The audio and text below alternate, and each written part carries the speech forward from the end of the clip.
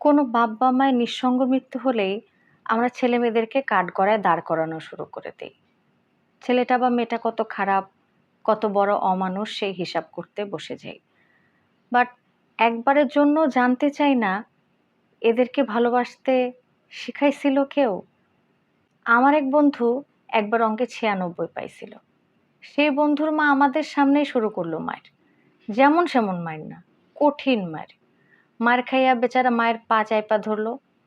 ছেলেটা যে কি নরম সরম ছিল, এখনো কি তাই আছে? আমি জানি না। এত মার খাইয়া কেউ কি নরম থাকে?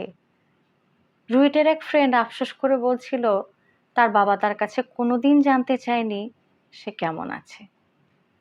স্কুল, কলেজ থেকে ইউনিভার্সিটি একটাই প্রশ্ন, রেজাল্ট কত? ও তোমার আগে গেল কেমনে? আমার আরেক ফ্রেন্ডের বাপ নাকি ও ওয়াশরুমে গেলেও বকাবকি করত। লেখাপড়া রেখে ওয়াশরুমে?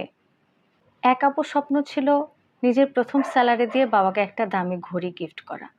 আমাদের মধ্যবিত্তদের স্বপ্ন যেমন হয় আর কি। ইংরেজি সাহিত্যের ছাত্রী, বিসিএস পড়া কেবল শুরু করেছিলেন। স্বাভাবিকভাবেই প্রেমও করতেন একটা, সবাই যেমন করে। মাস্টার্সে সে আপুকে ধরে বিয়ে দেওয়া হলো এক আমেরিকান পাত্রের সাথে। আপু একবার সুইসাইড অ্যাটেম্প্ট নিলেও পরের বার হাসি মুখেই বিয়েটা করে আমেরিকা চলে যান। জামাইয়ের 3টা বাড়ি, টাকার কোনো অভাব নাই। চাইলে তিনি রোলেক্স কিনেও বাপকে দিতে পারেন। কিন্তু বাবার জন্য একটা ক্যাসিও বা টাইটানও কেনেননি, কারণ রুচি হয়নি। ওনার বাবা মা আমার পরিচিত। সারাদিন অভিযোগ করে মেয়েটা আমাদের ভুলেই গেল, অথচ মেয়েটার জন্য কত কি করলাম। আমাদের দেশে ছেলে মেয়েদের ধরে ধরে কুরবানি দেওয়াকে অনেক কিছু করা হিসেবে দেখানো হয়। আমাদের ধর্মে বলা আছে প্রতিটা শিশুই খোদাই ফিতরাতের উপর জন্মগ্রহণ করে। মানে একটা শিশু একেবারে ছোট থেকেই ভালোবাসার চমৎকার এক ক্ষমতা নিয়ে জন্মায়। দেখবেন বাচ্চারা একটা পাখি দেখলে কত খুশি হয়, একটা বিড়াল বা কুকুর দেখলেই হেসে আদর করতে যায়, একটা বাচ্চা আরেকটা বাচ্চাকে দেখলেই কি হাসিটাই যে দেয়, খেয়াল করেছেন? এই যে ভালোবাসা, এই যে মায়া, এই যে হাসি, এই যে পবিত্র একটা আত্মা, এই আত্মাকে বাপ মায়েরা ধরে ধরে ধ্বংস করে। শুরুতে বিড়াল কুকুরকে ঘৃণা করতে শেখায়, আরেকটু বড় হইলে কাজিনদের ঘৃণা করতে শেখায়, আরেকটু বড় হলে নিজের বন্ধুদের ঘৃণা করতে শেখায়। বন্ধু ভালো করলে বকাবকি করে। ছেলেটা বা মেয়েটার ভালোবাসার ক্ষমতা ধ্বংস হইতে থাকে, মায়া ক্ষয়ে যেতে থাকে। হাই স্কুল বা কলেজে উঠতেই ছেলেটা বা মেয়েটা হয়ে যায় কিছু ডিজিটের সমষ্টি। আর বিয়ের বাজারে তো নিলামে তোলা হয় শরীরকেও। এরা পরিণত হয় যন্ত্রমানবে। সারা জীবন ধরে চেষ্টা করে একটা মানব সন্তানকে যন্ত্র বানানোর খেলা শেষ হয়। এরপর বাপ মা আশা করে এবার এই যন্ত্র আমাদের একটু ভালোবাসুক, আমাদের মায়া করুক।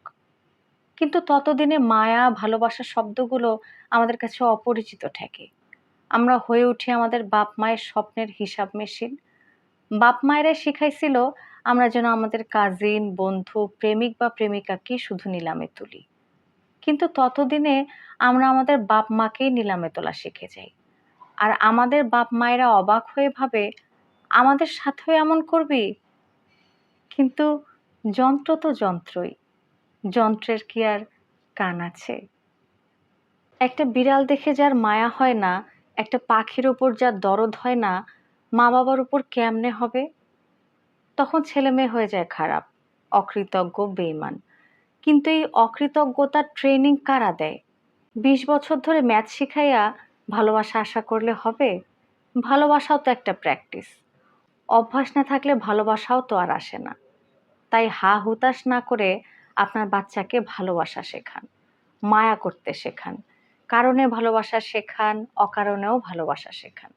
একটা পাখিকে ভালোবাসতে শেখান, একটা বিড়ালকে আদর করতে শেখান, একটা রাস্তার কুকুরকে বিস্কিট খাওয়াতে শেখান, নিজের কাজিনকে ভালোবাসতে শেখান, নিজের বন্ধু ভালো করলে খুশি হতে শেখান, স্বার্থের প্রশ্নে হেরে যেতে শেখান। একটা ফুল দেখলেও যেন আপনার ছেলেটা বা মেয়েটা বলতে পারে, ভালো থেকো ফুল, মিষ্টি বকুল, ভালো থেকো। ভালো থেকো ধান, ভাটিয়ালি গান, ভালো থেকো।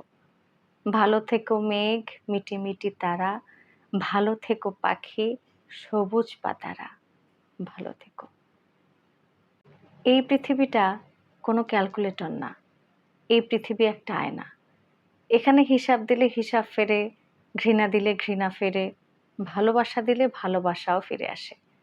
40 রুলস অফ লাভ বইতে জালালউদ্দিন রুমি বলেছেন, এই আয়নাতে ভালোবাসা দিয়েন যত পারেন। কোনো না কোনোভাবে সেই ভালোবাসা প্রতিফলিত হয়ে আপনার দিকেই ফিরে আসবে কোনো একদিন। ছোটবেলায় ম্যাথ, বিজ্ঞান আর ইংরেজির পাশাপাশি ভালোবাসাটাও একটু শিখায়েন। কারণ একদিন হিসাবের সব খেলা শেষে আপনি জানবেন মানুষের আসলে এত কিছু লাগে না। কিচ্ছু চায় না মানুষ। আজীবন ভালোবাসা ছাড়া।